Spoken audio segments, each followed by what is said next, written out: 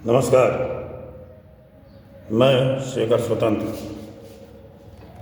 आप सभी का अभिनंदन करता हूँ और बहुत ही गंभीर विषय है जो कि हिंदूपति मेवाड़ के सम्राट महाराजा श्रीमान राणा सांगा के बारे में है।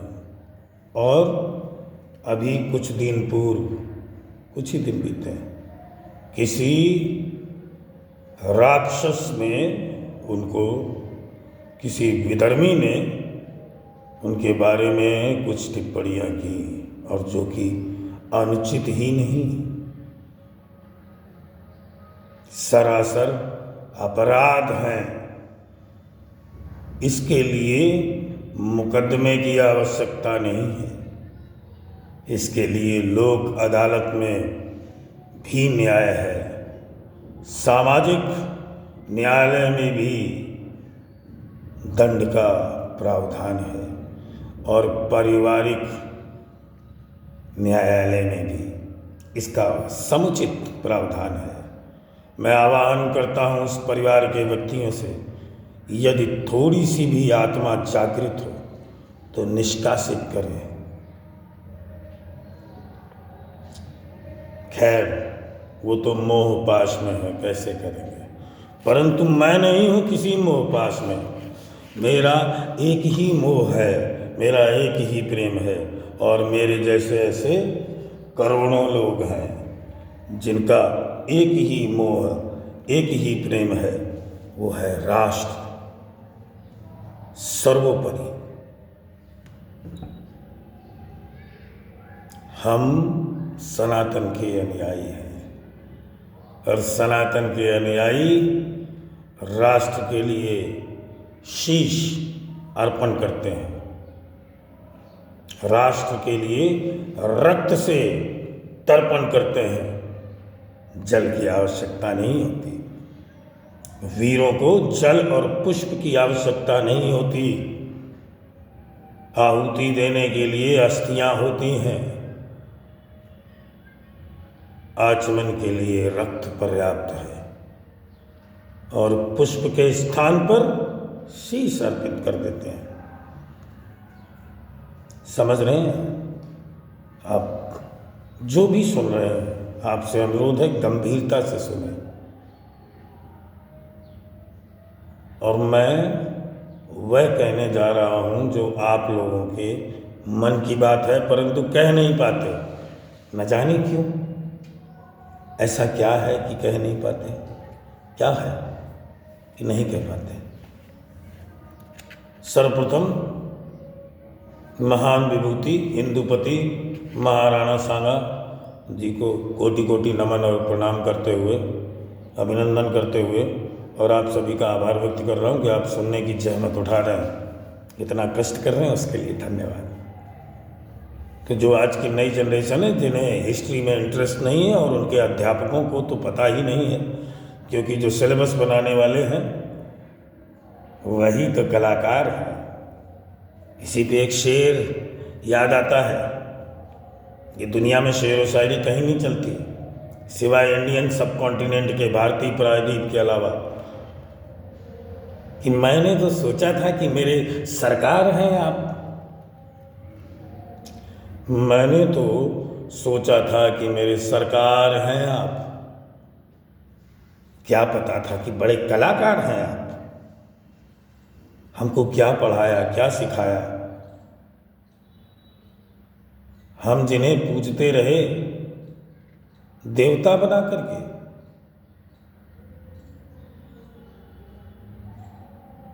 हम उन्हें पूजते रहे, कुछ लोग थे, हम उन्हें पूजते रहे मूरत बना के, वो किडनी भी ले गए अपनी सूरत दिखा के। ये मैं मजाक नहीं कर रहा हूँ, गंभीरता से कह रहा हूँ। मेवाड़ के महान शासक को सादर प्रणाम करते हुए मैं आप लोगों का ध्यान बहुत ही गंभीर बात पर खींचना चाहूँगा। वो तो प्रतीक हैं राजपूतों की शक्ति का, संगठन का, जिन्होंने दिल्ली, मालवा, गुजरात के उत्तरी भाग को जीता, लगभग, यदि मैं गलत नहीं हूँ तो 18 युद्धों में विजय प्राप्त की। खानवा के युद्ध में वो घायल हुए, एक हाथ, एक कान, एक आँख, एक हाथ, एक आँख और एक पैर गंवाने के उपरांत भी वो युद्ध में लड़ते रहे। और बाबर जब उन्हें मार न सका तो उन्हीं के अपने लोगों ने, बाबर के आदेश पर, कुछ गद्दारों ने, वो अपने नहीं थे, गद्दार थे, जहर देकर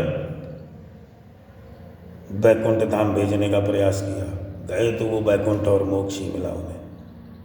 इसीलिए आज भी हमारे हृदय में जीवित हैं। और मजबूर मत करो कि हमारे हृदय से निकल के हमारी कलाइयों में आ जाए, मजबूर ना करें। सुनो मूर्ख नेताओं, सो कॉल्ड सांसदों, सांसद का अर्थ नहीं पता तुमको कमीनों।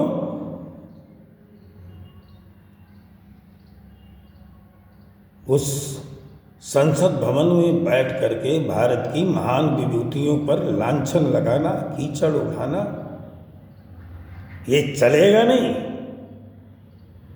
ये चलता रहा होगा पहले, अब नहीं चलेगा। हमें मजबूर मत करो मेरे भाई, मत करो मजबूर, विवश मत करो श्री कृष्ण को, जो सारथी बना है। यदि चक्र उठा लिया तो क्या होगा, ये ध्यान रखना।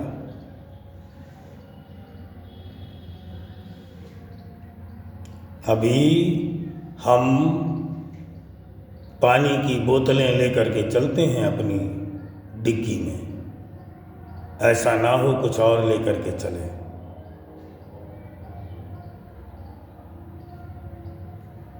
मैं उस दुष्ट पापी का नाम भी नहीं लेना चाहता जिन्होंने हमारे आदरणीय महाराणा सांगा उर्फ संग्राम सिंह, मेवाड़ के सम्राट हिंदूपति महाराज का अपमान करने का दुस्साहस किया है। तेरे चार बोल बोलने से उनका अपमान नहीं होता है, ये ध्यान रखना।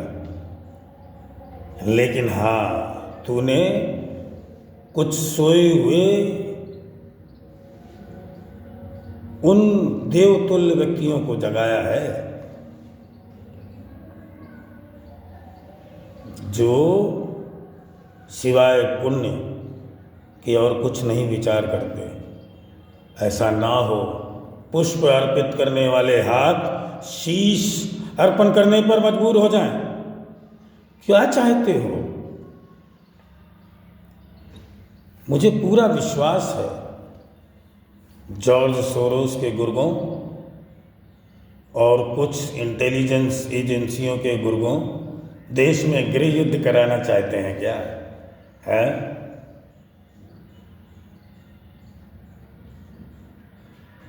कोई सगा नहीं है मित्रों, ये याद रखना। न डोनाल्ड ट्रंप, न बाइडेन, न पुतिन, सब लोग अपना हित चाहते हैं और भारत को उतना ही मजबूत देखना चाहते हैं जिससे कि उनकी बाज़ार चलती रहे और हम उनसे माल खरीदते रहें। वो ये नहीं चाहते कि हम उनकी दुकान ही खरीद लें, कोई नहीं चाहेगा। और कुछ पप्पू, टुल्लू, टिंकू जैसे लोग इनकी बातों से आहत नहीं होना। यदि होना है तो क्रोधित होना है, क्योंकि क्रोध मुझे बहुत पसंद है। कि क्रोधित व्यक्ति हमेशा सत्य बोलता है यदि वो नाटक नहीं कर रहा तो। क्रोध में व्यक्ति एकदम आत्मा की आवाज़ बोलता है। और इसके पीछे ये जो कम्युनिस्ट सोच है ना, उसको दाद देनी पड़ेगी।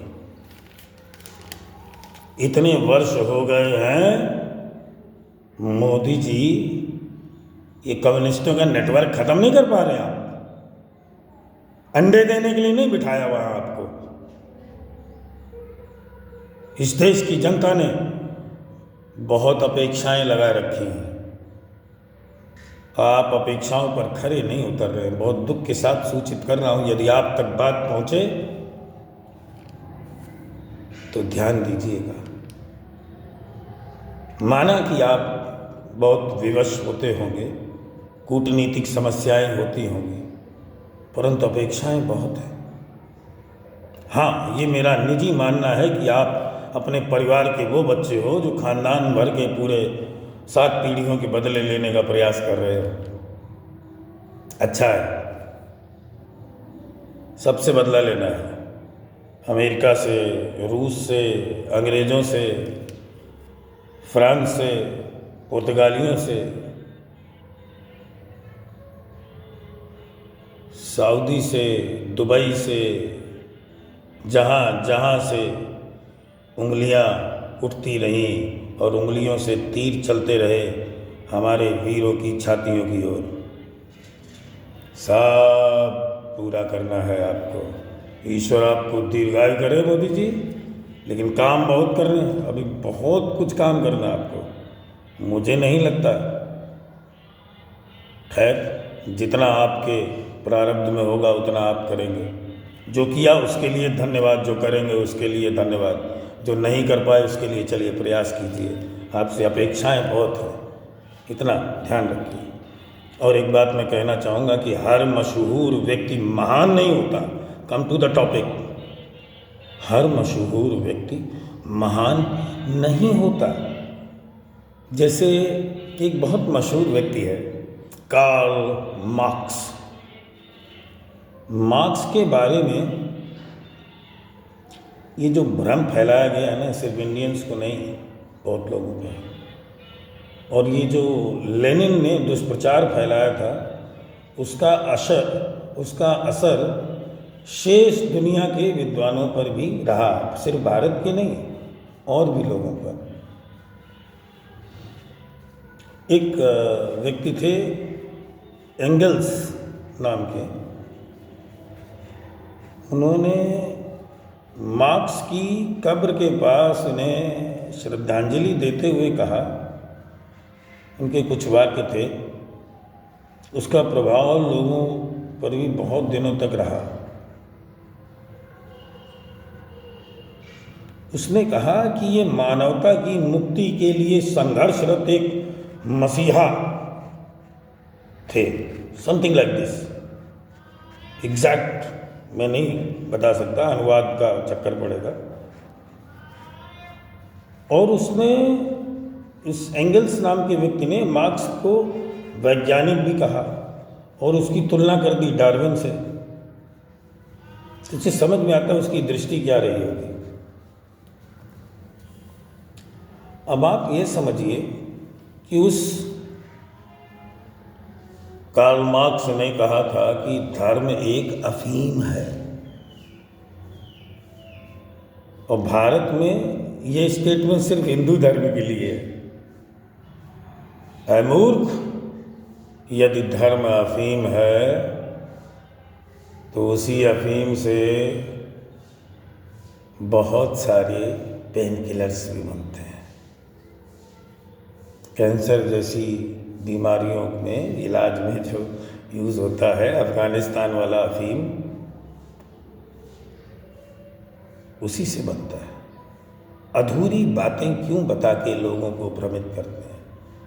अब कपटी कम्युनिस्टों, तुम्हें सिर्फ हिंदू धर्म ही मिलता है और भारत के महान विभूतियाँ ही मिलती हैं और कोई नहीं मिलता है। दरअसल तुम्हें पता है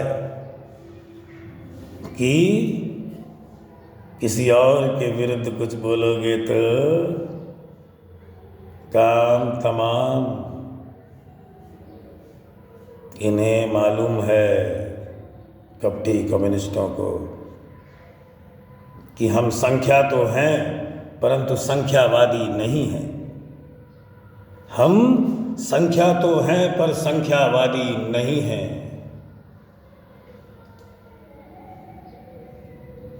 हम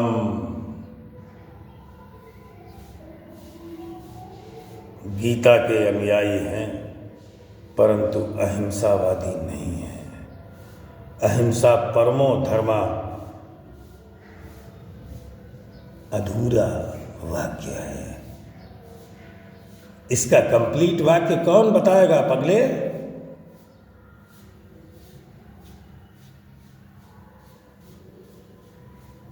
कौन बताएगा गीता के दूसरे श्लोकों के बारे में जिनमें बताया गया है कि जब अधर्मी विधर्मी पापी दुष्टों का संहार करना हो और वो जब नहीं मानते हैं अनुनय विनय समझाने से, शिष्टाचार से, सदाचार से, तो फिर युद्धाय कृत निश्चया।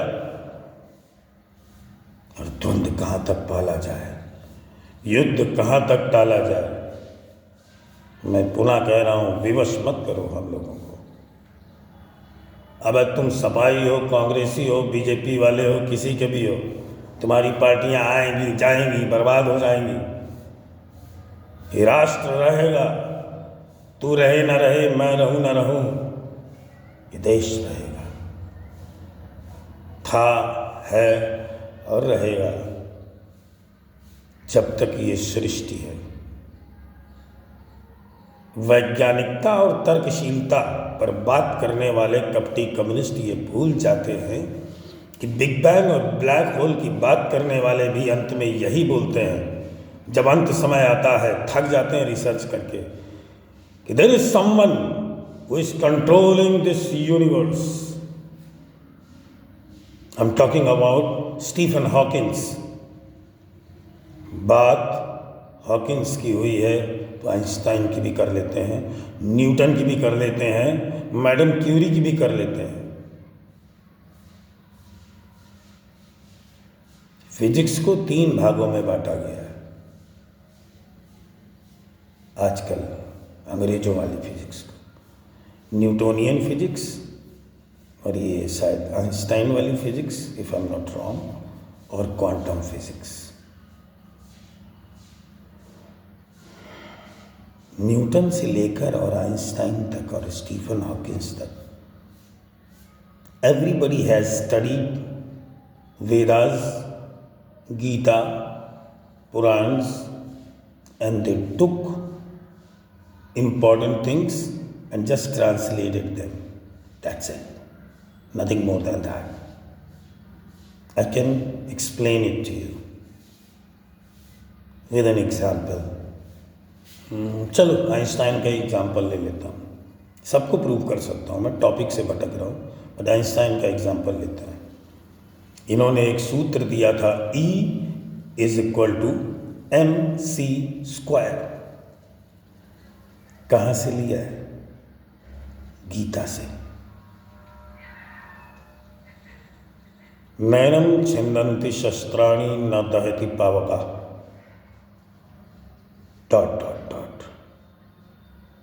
न आत्मा को मार सकते हैं, न जला सकते हैं, न हवा उड़ा सकती है, न धूप सुखा सकती है।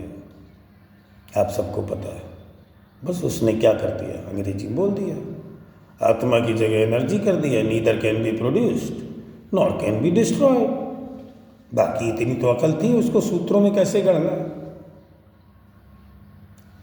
पता नहीं कहाँ से कपटी कम्युनिस्टों के से बच गया कि आर्यभट्ट ने शून्य की खोज की थी। अबे गधो, आर्यभट्ट से पहले भी शून्य का प्रयोग होता था। हाँ, तुम्हें एक पुस्तक मिली है जिसमें आर्यभट्ट द्वारा उल्लेख मिलता है शून्य का। कहाँ से मिलते प्रमाण?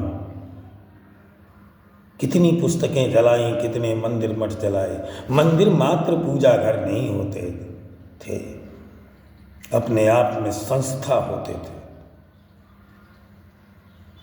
और उसी से प्रेरणा लेते हुए गौतम बुद्ध ने मठों वाला प्रोसेस अपनाया, और तिब्बत में आज भी वही चल रहा है, मोनेस्ट्री सिस्टम। भले ही दलाई लामा अब प्रवासी तिब्बतियन हैं और भारत में शरणार्थी हैं। अरे नेहरू जी, जी वाला जी समझ रहे हो कौन सा जी लगा रहा हूँ मैं? जी मिचलाता है तुम्हारा नाम लेने में। क्या डील की थी चीन से? दलाई लामा को शरण देने के बजाय तिब्बत की मदद नहीं कर पा रहे थे, सेना नहीं थी, अपनी ज़मीनें भी दे दी। कमाल करते हैं। कम्युनिस्टों के मकड़जाल में मत फंसना आज के नौजवानों, क्योंकि कम्युनिज्म घुस चुका है हमारी तुम्हारी रगों में। बचपन से पुस्तकों के द्वारा, टीचरों के द्वारा हमारी मानसिकता को कुत्सित किया जा रहा है। मैं, आप या कोई भी, सबके अंदर एक ना एक कम्युनिस्ट छुपा है। वो कब जागृत होता है तुम्हें भी नहीं पता चलता। जब देखो तब माता पिता के प्रति विद्रोही हो जाना, समाज के प्रति विद्रोही हो जाना, अपनी परंपराओं के प्रति विद्रोही हो जाना और उनका अपमान करना, ये उचित नहीं है। Do they same thing with their traditions and with their religion? No, they don't. But why are you guys doing stupidity? I'm not able to understand. What's the reason? जब कुछ समझ में नहीं आता तो मुझे यही लगता है कि हमारे अंदर कम्युनिस्ट घुसा हुआ है। जब मैं बोल रहा हूँ हमारे अंदर, उसमें मैं भी हूँ, आप भी हैं।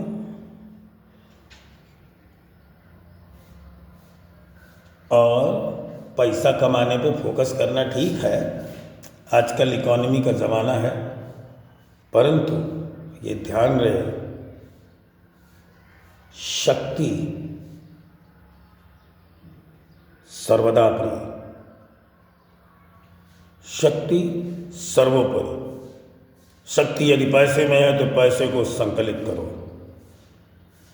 शक्ति यदि संख्या में है तो संख्या पर ध्यान दो,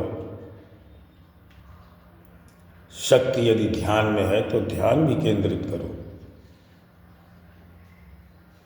इन्हीं शब्दों के साथ वाणी को विराम देते हुए और महाराणा सांगा की जय बोलते हुए, उनको सल्यूट और प्रणाम करते हुए और उनका धन्यवाद करते हुए, उन सभी वीरों का जिन्होंने इस राष्ट्र के लिए अपना जीवन समर्पित कर दिया, उन क्षत्राणियों के लिए जिन्होंने अपना तन मन, पति, बेटा, भाई, बहन सब समर्पित कर दिए। अब मैं ज़्यादा बोलूँगा नहीं, बोलूँगा तो कहीं दंगे ना हो जाएं, क्योंकि क्रोध बहुत है मन में। क्रोध को पालना सीख काशी, यह संवाद था अमरीश पुरी साहब का, बार बार याद आता है। पाल रहा हूं मैं क्रोध को, आप भी पालिए। नमस्कार, जय हिंद, जय भारत, वंदे मातरम।